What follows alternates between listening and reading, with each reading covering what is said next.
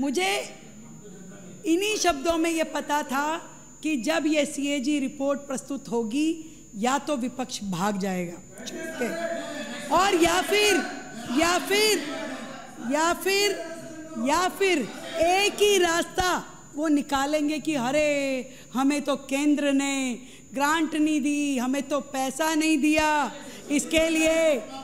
अरे तो केंद्र ने कहा था जितनी चादर है उतनी पैर पसारते भैया, क्यों चादर बड़ी कर ली? किसने कहा था कि ग्रांट को आप जो टोटल ग्रांट थी वो 4800 करोड़ रुपए की ग्रांट, 4800 करोड़ रुपए की ग्रांट वो आपने बांटी 4840 करोड़। फ्री पानी 463 करोड़, फ्री बसें 482 करोड़, फ्री बिजली 3250 करोड़। डॉक्टर ने बताया था भैया, चुनाव का टूल था और कहते ये थे, दिखाते ये थे जैसे अपनी जेब में से दे रहे हो, हमने फ्री दे दिया। अरे भाई, जनता की एक जेब में से निकाला दूसरी में डाल दिया।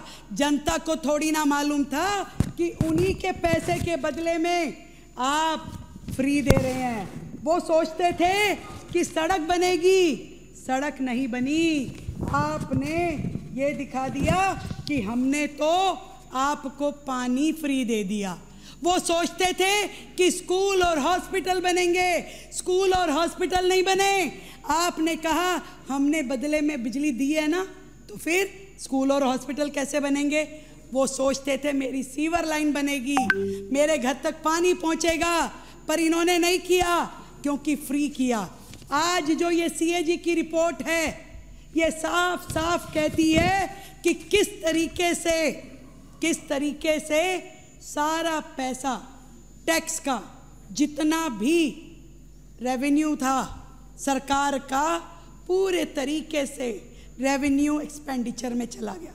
यानी तनख्वाह, यानी ब्याज, यानी कि वो खर्चे जिसका कोई भी एसेट वैल्यू नहीं है।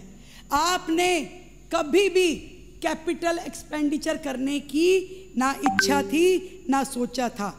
अपने आप को ईमानदार और जनहितैषी सरकार दिखाने की जो कोशिश आपने जनता के पैसे में की, इस सीएजी रिपोर्ट में साफ साफ पूरा का पूरा चिट्ठा आपका खुलता है। किस तरीके से रेवेन्यू सरप्लस फिक्शल डेफिसिट बन गया, किस तरीके से 2022-23 की दिल्ली की जो रेवेन्यू सरप्लस थी 4566 करोड़ रुपए, वो आपने सब रेवेन्यू एक्सपेंडिचर में खर्च कर डाली।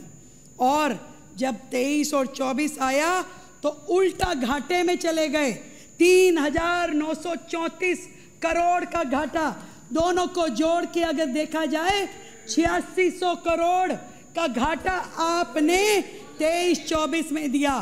23-24 में दिया 186% की रेवेन्यू सरप्लस का घाटा आपने दिखाया। और पूरी तरीके से कैपिटल एक्सपेंडिचर में एक भी राज्य का एसेट खड़ा नहीं किया।